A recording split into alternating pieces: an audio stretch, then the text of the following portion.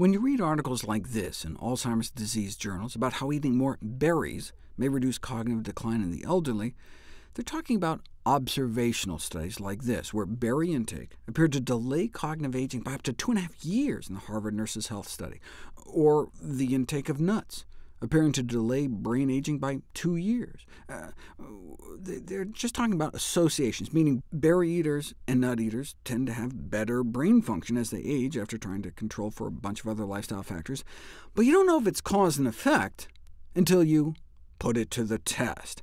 Thankfully, we now have a growing number of interventional studies that have done just that, randomized, controlled trials where people eat berries or nuts, and you can prove it, actually show improvements in cognitive performance, raising the berry-nutty idea that we may be able to forestall or reverse the effects of neurodegeneration in aging with food.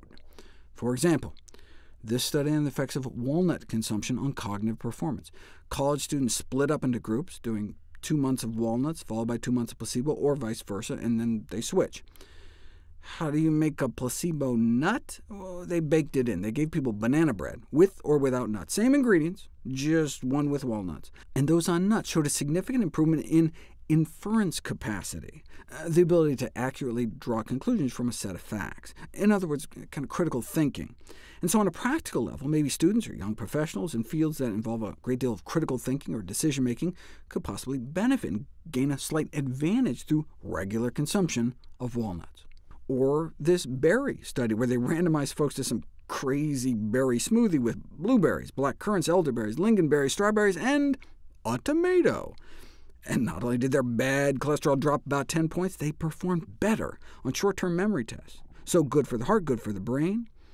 And not just better on like pencil and paper tests, but real-world applications. Give people Concord grape juice versus some fake grape Kool-Aid type placebo, and you can get improved performance on like everyday tasks, like quicker response times in driving tests.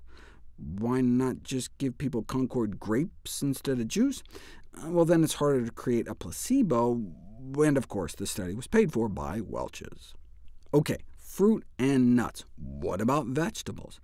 Consumers of cruciferous vegetables like cabbage, cauliflower, kale, collards, broccoli, and Brussels sprouts have been found to perform better in several cognitive tests than non-users. In terms of cognitive decline with aging, women consuming the most green leafies did better, effectively slowing brain aging a year or two, and not just cruciferous, but other dark green leafies like spinach. So maybe it's the nitrates. As we age, our cerebral blood flow drops, the amount of blood flowing through our brain, which may be due to an age-related decrease in the production of nitric oxide, the open sesame molecule that dilates our blood vessels and is boosted by the consumption of nitrate-rich vegetables.